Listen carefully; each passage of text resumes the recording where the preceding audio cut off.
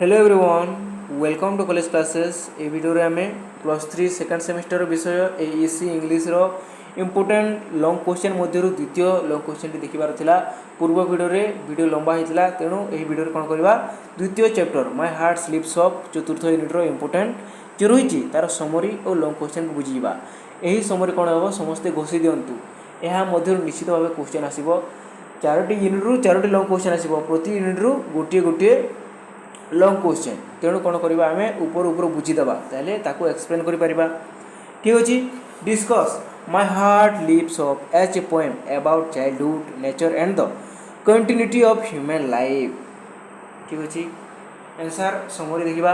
William Wordsworth my heart sleeps off is a short but deeply meaningful poem about the poet's relationship with nature. प्रथमे कौन करवा जो गुड़िक कवि रही एक्सप्लेन करवा। William Wordsworth is the one of the most greatest poem in the literature English literature. यहीपर भाव कौन करवा बढ़े चढ़े लिखा ताले कौन हम आमको मार्क मिल जापर। My heart sleeps is a story short but deeply meaningful about the poet relationship with nature. कवि सहित जो प्रकृति सहित संपर्क रही बहुत मीनिंगफुल रही कहुई। Wordsworth was one of the major poet of the romantic period. दिखाई पछे दिखाई रोमांटिक पीरियड रो मोस्ट इंपोर्टेंट जो थिले हमर कवि से होचंदी विलियम वर्ड्सवर्थ। समस्ते पढ़िथिबे सॉलिटरी रिपोर्ट इत्यादि गुडिक। And nature occupies a central position in his poetry. तांको जो जो कविता गुडिक लिखिजंती सेठारे पोएट्री को आउ हमर नेचर को अधिक गुरुत्व प्रदान करजंती। In this poem he explain how he sight of natural object produce an immediate feeling of happiness in his heart। से छुआ बेले जहाँ को देखुले वर्तमान मध्य ताकू देखि से एते खुशी होचंती ताकू एठारे वर्णना कराई छि। काहा को देखि से रेनबो को देखि। The poem begins with the poet describing his emotional response to a rainbow। से इंद्रधनुष प्रति तांकर जो चिंता रही छि ताकू प्रथमे वर्णना कर दैछंती। Whenever he sees a rainbow in the sky, his heart became filled with joy। से जिते बेले आकाश रे गोटे इंद्रधनुष देखि थांती तांको कोन होते तांको हृदयटा खुशी रे भरि जेते। This reaction is spontaneous and natural. जो रिएक्शन टी बाहरची एहा प्रकृतिगत। ठीक अछि। The rainbow connect the poets present with his childhood because he experienced the same feeling when he was young. यही जो वर्तमान से स्पॉन्टेनियस भाव में जो रिएक्शन देउछंती तांको यही रिएक्शन तांको पिला बेले मध्य बाहरतुला आउ वर्तमान रिएक्शन और पिला बेले रिएक्शन प्राय सेम रही। The rainbow therefore became a symbol of continuity. जीवन चली किंतु प्रकृति आगू बढ़ी चलो ना, जहाँ घटुची ताहा घटब किंतु मनुष्य मैंने ताहाको एंजॉय कर चली। पिला बेले से जेपरी भाव रेनबो को देखुले खुशी होते वर्तमान मध्य से एपरी भाव खुशी होती। The poet's feeling have remained unchanged from childhood to adulthood. His childhood experience of nature has not disappeared with age. तांकर जो पिला बेले जो मन रे थिला गोटे खुशी भाव वर्तमान मध्य लिभे जाए नहीं ताहा मध्य रही।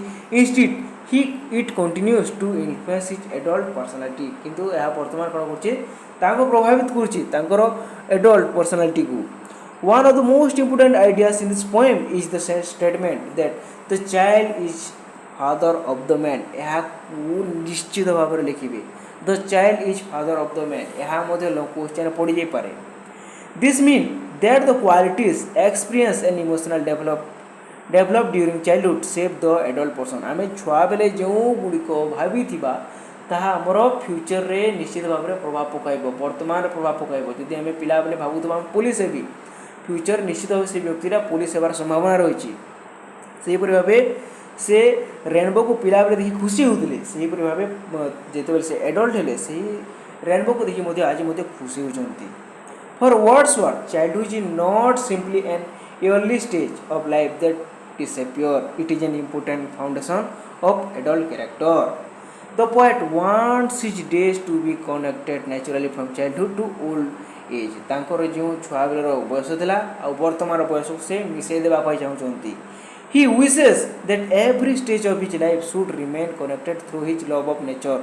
प्रकृति रे जो गुड़िक प्रेम भाव जोईची तांको सबको जोड़ी हिजो बोली भाबुथिले से childhood gives his emotional foundation that continues through out his life nature is therefore much more than physical scenery for Wordsworth nature has a deep emotional and spiritual influence the rainbow is a simple natural phenomena but it is produced a powerful emotional response ठीक अछि एहि पर कोन करबे वर्णना कर चलीबे धीरे धीरे the poem also express the importance of childhood Wordsworth see children as natural close to nature their response are spontaneous and sincere एहि पर भाबे कोन करबे टिके बढ़े छोड़े लिखिबे the poem is also concern the cycle of life human beings pass through childhood adulthood and old age देखी तो समस्ते मझे निश्चित भाव गोटे गोटे पोएम रो स्टांजा को लिखि दे पारिबे एहा द्वारा कोन हबो एहा अट्रैक्टिव होई परिबो नेक्स्ट मते को समस्त स्क्रीनशॉट नै जातु ए वीडियो रे आ गोटे लॉन्ग क्वेश्चन मते देखि देबा cage bird by Maya Angelou प्रथमे वर्णना कर देबा तापरे ताको एक्सप्लेन कर चलीबा is a powerful poem dealing with theme of freedom स्वाधीनता यहाँ को लिखा क्या विषय केज वर्ड आउ फ्री वर्ड मध्य से तुलना कर समस्ते स्क्रीनशॉट नहीं जातु अनुपात को वर्णना कर तो caged bird song is particularly significant it represent the voice of oppressed people the poem also deals with hope से बाहर को बाहर विभिन्न प्रकार गीत गाँव सोरफुल सॉन्ग समस्ते स्क्रीनशॉट नहीं जातु तो यह आमर इम्पोर्टेंट लॉन्ग क्वेश्चन गुड़िक धन्यवाद।